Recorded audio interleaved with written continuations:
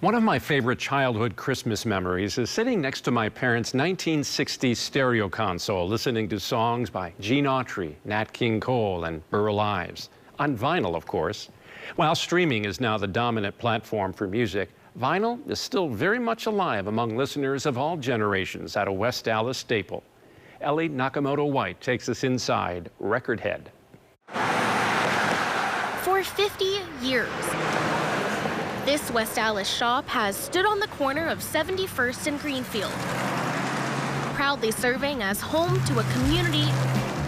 Music in general, and specifically vinyl, is something that I see unify a lot of people. Inside of a community. And it all started in 1972 with the touch of a needle. This is Record Head, a one-stop shop for music through the ages.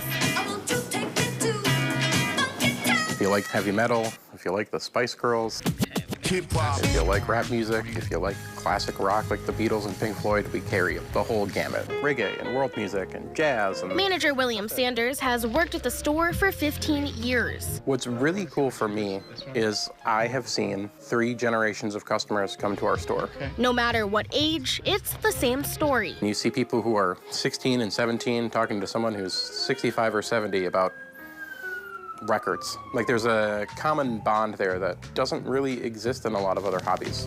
I woke up this morning. A simple black disc, bringing the sounds of history to life.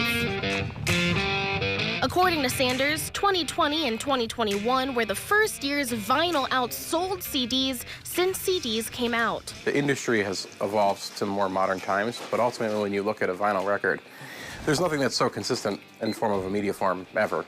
That consistency is why he believes the record will never go out of style. Our vinyl offerings have exploded as more people have wanted to buy it. 5 years ago, we probably had less than 1,000 records. Now, if you look, I think we're like just short of 7,000.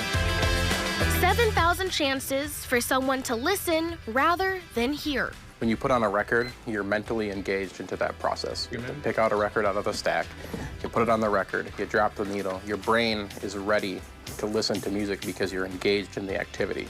Whereas if you're listening to something on your phone, walk away, go vacuum, do the dishes. You don't have to be actively engaged in listening. And so what that does is when you're more actively engaged into it, you enjoy it significantly more. For many, it's the feeling of being able to hold something tangible. You have your box of records, and if you have a favorite artist, you'll get every release that they put out on vinyl. It's collecting and physical musical enjoyment. That magic that comes with discovering something new. The quality difference between listening to a vinyl and listening to something on a Bluetooth speaker is night and day.